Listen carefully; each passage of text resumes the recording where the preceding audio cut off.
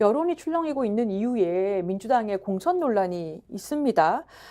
의정평가 하위 20% 룰이 핵심인데요. 하위 10%를 받은 박용진 의원, 사실 좀 여러 명이 좀 충격을 받았습니다. 근데 재심을 신청했더니 공관위가 기각했다고 해요. 이거는 어떻게 봐야 됩니까? 원래 근데 재심하거나 뭐 하면은 기각 사유도 좀 알려주고 뭐 본인의 소명도 좀 듣고 그래야 되는 거 아닙니까?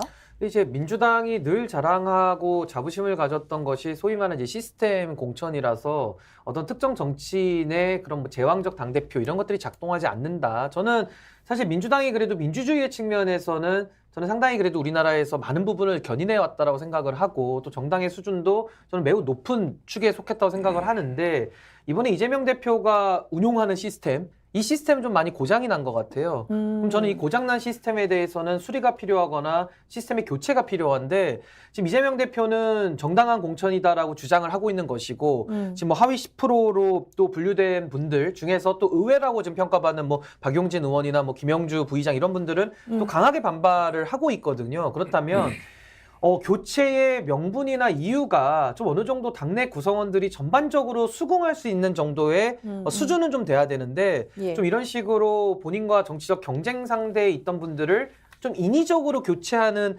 이런 수법으로 그 수법으로 수단으로 이런 시스템을 악용한 거 아니냐 이런 비판을 받을 수는 있거든요. 그래서 저는 좀 이재명 대표의 리더십이 늘 이렇게 좀 문제 제기가 되어 왔는데 지금 이 총선은 저는 매우 어려운 이재명 대표에게는 굉장히 어려운 난이도의 저는 고난이도 숙제라고 보거든요. 이거 좀 만만하게 생각해서 풀었다가는 저는 매우 좀 어려워질 수 있다. 이런 생각이 좀 듭니다. 혹시라도 이재명 예. 당대표가 이번에 공천 과정에서 직접 개입해서 박용진 하위 20% 10%에 들도록 하라고 의심하는 사람이 있습니까? 아마 지금 여론의 흐름으로 보면 또는 보수 언론에서 문제 제기하는 걸 보면 분명히 개입했을 것이라고 단정 또는 추측하지 않습니까? 증거가 있습니까? 실제 증거가 없을 뿐만 아니라 공관위는 지금 현재 당대표나 최고위원회의에서도 통제가 안 돼서 좀 더 원활하게 좀 더 공정하게 좀 더 투명하게 해줬으면 좋겠다고 요청을 했는데도 엊그제 박용진 의원이 요구했던 그 내용에 대해서 이런자에 거절합니다. 이유는 우리는 시스템에 의해서 명확한 기준과 예. 통계를 가지고 했기 때문에 이것은 재심 대상이 아예 되지 않는다. 법원에 그렇게 하지 않습니까? 법원에 우리가 항소를 하지 않습니까? 항소 기각 왜 합니까? 항소 기각 사유가 안 될 때는 기각을 하는 것이고 항소를 받아들여서 할 때는 항소를 받아들여서 재판을 상급심에서 합니다. 그것하고 다를 게 뭐 있습니까? 받아주지 않았기 때문에 그러면 이것은 뭔가 사심이 개입돼 있고 부정한 방법으로 평가를 했다. 이렇게 누가 단정합니까? 박용진 의원이 그렇게 한 것은 개인적으로 억울한 측면이 있겠지만 당의 공천 관리라는 것이 이런 방식으로 이루어질 수가 있냐고요.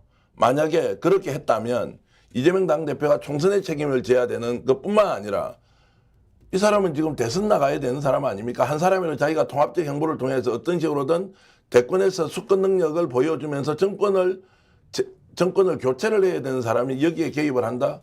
그러면은 광진에 공천받았던 고민정 의원은 어떻게 이야기하고 그다음에 충남 공주에서 공천받았던 박수현 전 청와대 대변인은 어떻게 합니까? 설명을 할 수 없지 않습니까? 광주에 지금 떨어진 4명, 현역 다 4명이 줄줄이 낙마인데 거기에서는 친명이 3명입니다. 이건 또 어떻게 설명하냐고요.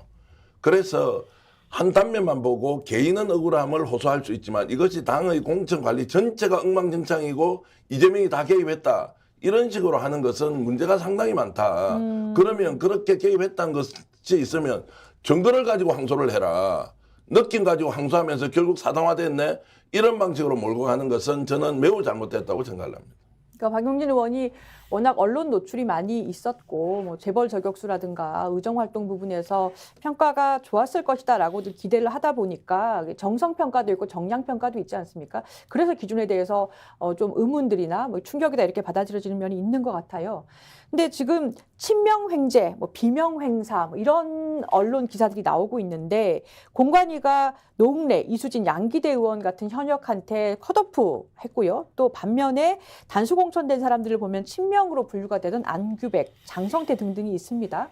당장 이수진 의원 탈당 선언했죠. 자, 이 파장 어떻게 봐야 됩니까? 그러니까 공천 과정마다 내리는 파장은 있어요. 뭐 삭발도 하시고 뭐 단식 시위는 늘상 있어 왔잖아요. 저희가 그거 봐왔는데 일단 좀 제가 아까도 말씀드린 게 그런 거예요. 당이 공천 시스템이 당연히 돌고 있습니다. 투명한 입장에서 공정한 입장에서 시스템이 돌아가면서 공천이 이루어지지 시스템 다 망가진 상태에서 어떻게 대표가 나서서 이 사람 해, 이 사람 잘라내, 이 사람 해줘 이러지는 않죠. 할 수가 없고. 근데 다만 제가 말씀드리는 거는 테크닉적 측면입니다. 기술적으로 이거를 잘 풀어나가야 되는 것이죠.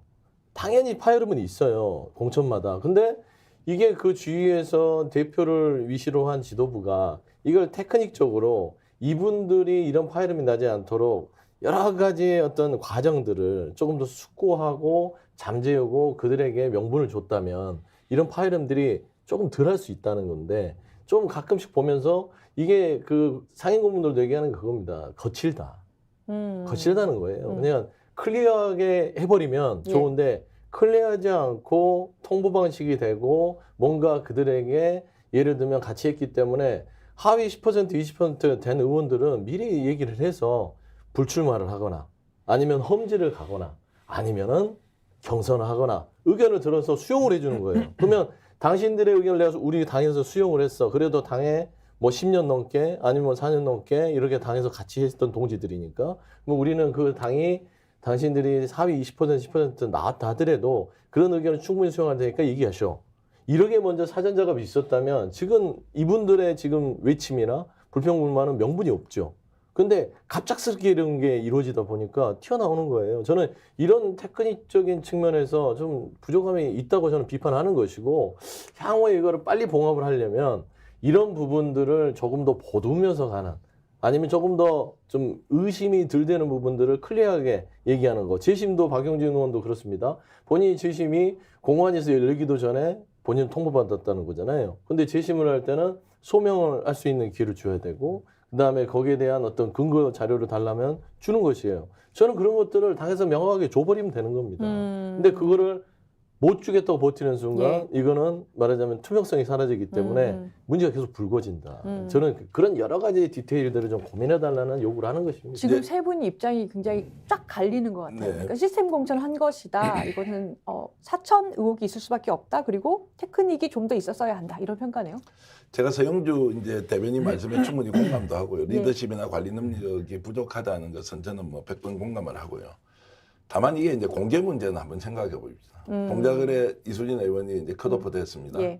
의원 평가가 어떻게 나왔겠어요? 평소에 저분이 해왔던 의원들 그리고 당내의 평가가 만약 정량화되어 있는 또는 정성화되어 있는 내용이 공개가 다 돼버리면 어떻게 하죠? 그리고 모든 사람이 공개를 하라고 해서 공개를 다 했다고 치면 이게 지금 선거판이 어떻게 됩니까? 그 점수가 옳고 그러니 또는 좀 더 심하게 하면 그 점수가 특히나 의원들의 평가 또는 그 지역구의 당원들의 평가가 그대로 공개됐다고 했을 경우에 한 번 더 인격 살인하는 거 아닙니까? 국회의원에 대해서.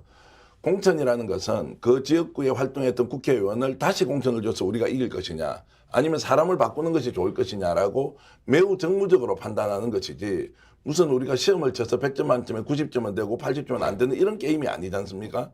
그러면 저는 최소한 공천이라는 것은 그 과정에 탈락하는 사람들의 불만은 터져나올 수밖에 없지만 최종적으로 공천을 다 끝냈을 때 어떤 인물이 나와서 우리 당을 대표해서 선수로 뛰느냐는 것 아닙니까? 의원들은 이런 생각할 수 있겠죠. 내가 4년 동안 8년 동안 지역구 활동을 했는데 그 지역구는 정말 내 것이다. 솔직히 그 지역구가 자기 겁니까? 그러면 그 앞에 했던 국회의원은 뭡니까? 그때 본인이 바뀔 때는 어떤 과정으로 바뀌었습니까? 이것은 당에서 결정하는 것이고 공천관리 규칙에 의해서 하는 것인데 부분적으로 잘못된 부분이 있다 하더라도 본질적으로는 당이 민주당이 국민의힘이 정무적으로 판단하고 정치적으로 판단해서 후보를 결정하는 과정이니 억울하다 하더라도 종합적으로 보면 받아들일 수밖에 없는 것 아니냐. 그런데 단식한다고 들어 누워버립니다. 내 이재명 지금까지 평생 지지했는데 네 어려울 때 그 앞장서서 싸워줬는데 너 나한테 이렇게 할 수 있어? 나한테 보복을 해?